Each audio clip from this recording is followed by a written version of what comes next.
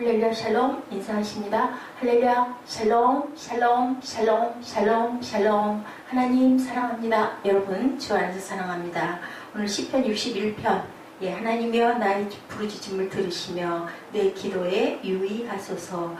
역시 다윗은 기도로 시작합니다.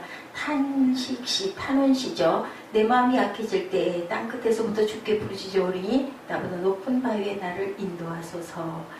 개인 탄식시에 속합니다.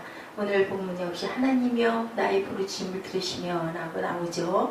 우린 살다 보면 누구나 어려울 때 힘들 때 마음이 약해져 하나님이여 하고 탄식할 때가 많이 있습니다. 그런데 이런 반응들이 마지막으로 온다는 게 문제죠.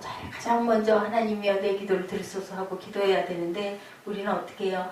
우리가 할 것들 다 해보다가 이것도 해보고 저것도 해보고 별짓 다 하다가 결국은 두 손 들고 하나님 앞에 항복하는 그런 삶을 살다 보니 너무너무 공고하고 힘들고 어려움이 많습니다. 내가 해결하려고 아무리 뛰어봐도 사람이 할 수 있는 부분이 한계가 있습니다. 사람에게 부탁하고 결국은 빚지고 남들에게 얘기해도 전혀 아무도 들어주지 않는 그런 상황이 되고 나면 결론은 할 수 없어서 기도해봐야지 이렇게 되는 게 그게 안타깝고 문제인데 우리 모두는 그렇게 살아가고 있습니다. 그런데 하나님께서는 늘 그래도 네가 왔니 하고 받아주시는 하나님이신 거 우리가 압니다. 4절 5절에 결국은 찬양이 흘러나오죠. 내가 영원히 주의 장막에 머물면 내가 주의 날개 아래 희아리다. 우리는 결국은 이렇게 되죠. 할 수 있는 것, 그 이유는 주께서 나의 서원을 들으시고 주의 이름을 경외할 수 있도록 해주시는 하나님이시라는 거.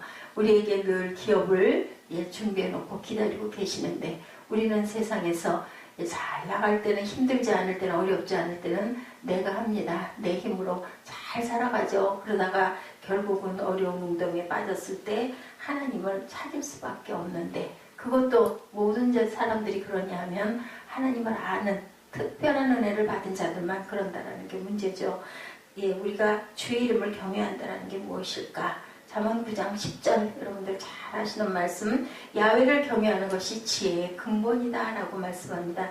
지혜는 또 뭘까요? 이사야 11장 9절에 야훼를 아는 지식이 바로 지혜라고 말씀하죠. 하나님을 아는 것이, 하나님을 경외하는 것이 지혜의 근본이다.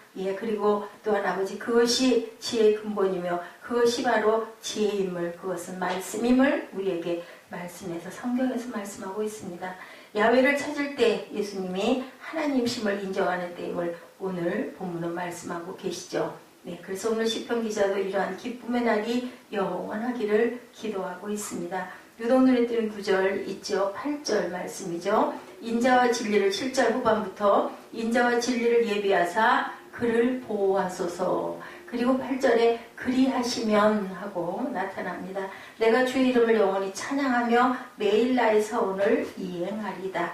그리하시면이라는 그런 말씀, 내게 그렇게 해주시면 하나님께서 나를 인자와 진리를 예비하셔서 보호하시면 당신의 이름을 언제까지나 노래하오리다. 이렇게 고백합니다. 우리의 서원들의 나날이 항상 하나님 앞에 있기를 채워주옵소서. 그렇게 우리가 하나님께 기도하죠. 이렇게 기도한다는 것이 가장 중요하다. 하나님께 가까이 갈 수 있는 것, 기도하는 것. 그것밖에 없습니다. 기도하는 사람이었다는 것, 다윗이 유명했던 것, 다윗이 훌륭했던 것, 다윗이 항상 우리가 본받을 그러한 사람이었던 것은 시편을 많이 지어서도 아니고요. 아름다운 예루살렘 성전을 지어서도 아니고요. 솔로몬을 통해서 짓도록 해서도 아니고 바로 기도하는 사람이었고 가장 먼저 하나님을 찾았고 어떤 어려움이 있더라도 항상 하나님께 탄원하고 그리고 내가 하려 하지 않고 하나님의 하시옵소서 하고 하나님께 주권을 드렸던 부분이 바로 다윗의 훌륭한 믿음을 우리가 본받아야 할 점이죠.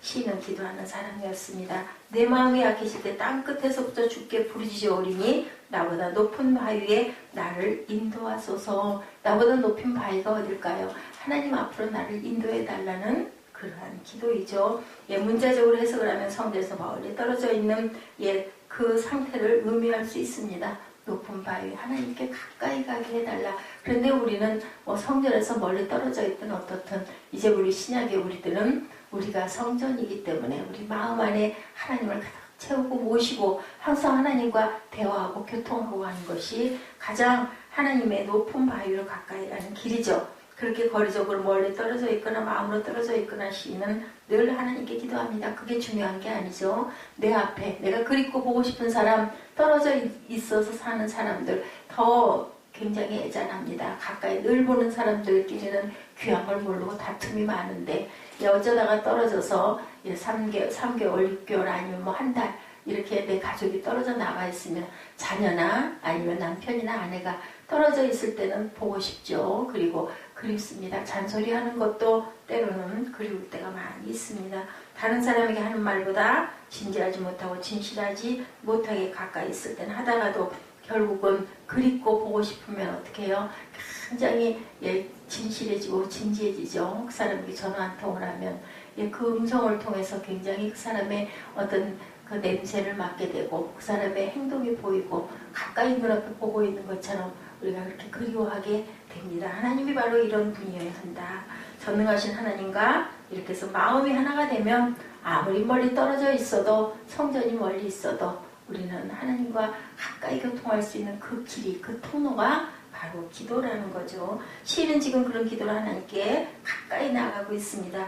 육신의 다리를 사용하여 실제적으로 걸어가는 것보다 더욱더 하나님께 영과 결합하면 아무리 먼 거리여도 그래서 좋은 거죠. 우리가 하늘나라에 가면 우리 그리운 사람들을 아무리 멀리 있어도 어느 곳에 있어도 그저 지구 땅 끝에 있어도 우리는 볼 수 있는 것, 그것이 아주 정말 기쁨이고 감사가 될 수 있는 거겠죠. 기도는 하나님께 가까이 가는 위대한 행위이고 기도는 전능하신 하나님께서 우리에게 가까이 오게 되는 위대한 통로일 수 있다. 기도하는 사람, 그것이 그래서 가장 귀하죠. 기도함으로 하나님께 가까이 가는 것, 어떻게 할 수 있는 것, 영원히 하나님과 함께 할 수 있는 것, 사나 죽으나 언제 어디에서나 가까이 갈 수 있는 통로는 바로 기도다. 굳건한 관계로 서로 맺어지죠. 시는 기도를 통해 하나님과 깊은 관계 속에 4절에 내가 영원히 주의 장막에 머물며 내가 주의 날개 아래로 피하리이다 이런 고백을 합니다. 그 날개 아래라는 것이 바로 주님과 하나 돼서 서로 교통하고 얘기하고 그리고 내 어려움과 내 힘든 부분을 하나님께 온전하게 아뢰일 수 있는 것.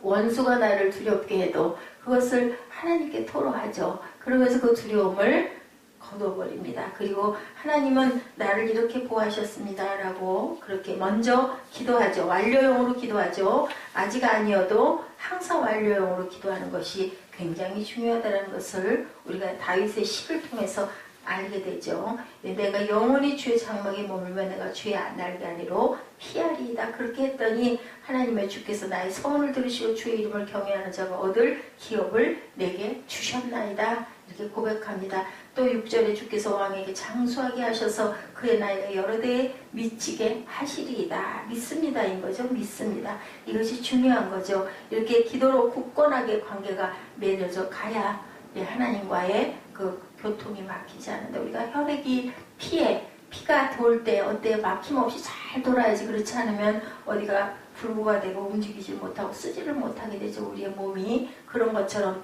굉장히 중요하다. 바로 그 혈관을 통해서 피가 도는 것처럼 하나님과의 우리의 관계는 그래야 된다. 하나님과 기도로 굳건한 관계를 여러분 맺어져 계십니까? 아멘. 아멘. 그렇게 살아가시기 바랍니다. 오늘 본문에서 시인이 기도로 하나님과 굳건한 관계를 맺는 것 우리는 보았습니다. 그리고 그 고백을 들었습니다. 그가 엄청 어려운 상태, 또한 정신적으로 고갈된 상태, 원수에게 쫓기는 상태, 우리가 말이 그렇지 얼마나 그것이 소름 끼치고 두렵겠습니까? 순간순간 뭐가 쫓아오는 것 같고, 왜 우리 어두운 밤길 갈 때 그럴 때 있었죠. 그런 두려움이 있을 때 참 불편하죠. 그 상태에 매일매일 순간순간 그렇다고 생각해 보십시오. 얼마나 두렵겠습니까? 다리를 뻗고 편하게 잘 수가 없죠. 그래서 잘못을 하면 그런다고 그러죠.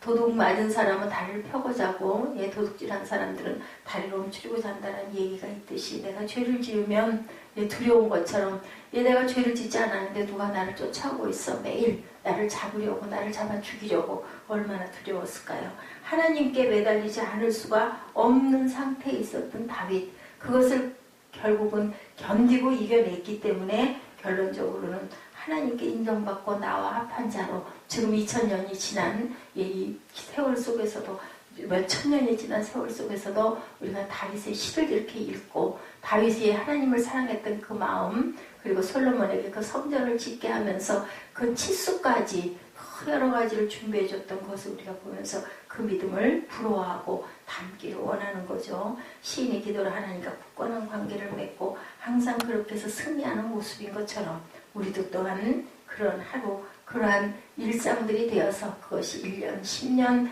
20년 쌓여 마지막 하나님께 갈 때까지 저와 여러분들을 승리하는 그런 삶이 되시길 바랍니다. 기도를 통해서 하나님과의 관계가 굳게 맺어지시기 바랍니다.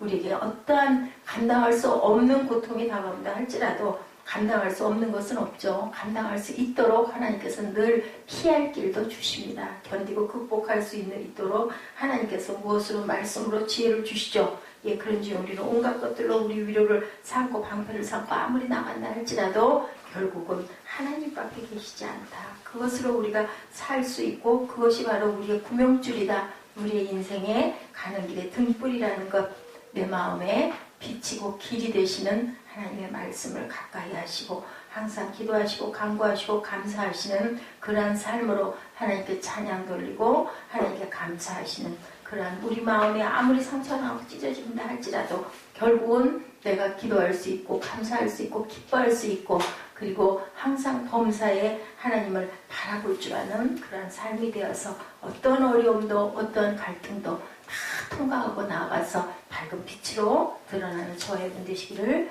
주님의 이름으로 축복합니다. 기도하시겠습니다.